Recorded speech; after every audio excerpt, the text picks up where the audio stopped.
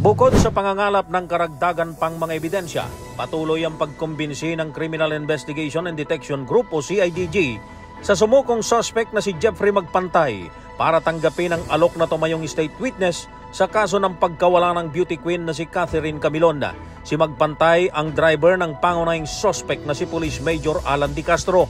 Ayon kay CIDG Director, Police Major General Romeo Caramat Jr., ito'y bahagi ng pagnanais ng liderato ng Philippine National Police na matuldukan na ang kontrobersyal na kaso. Aminado si Major General Caramat na lumiliit na ang tsansa na matatagpuan pa nila ng buhayang beauty queen contestant na mahigit 3 buwan nang nawawala. Una rito, mismo ang Deputy Chief ng CIDG Region 4A na si Police Major Nilo Moralios ang nagkumpirma na may mga witnesses na nagsasabing patay na nga si Camilon.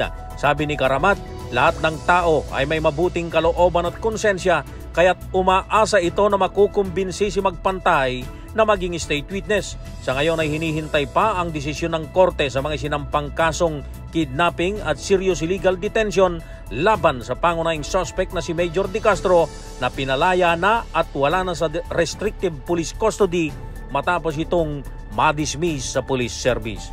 Para sa kauna-unahan sa Pilipinas, DZRH, ako naman Val Gonzales, tuloy-tuloy sa pagbabalita, tuloy-tuloy sa serbisyo. Sama-sama tayo, Pilipino.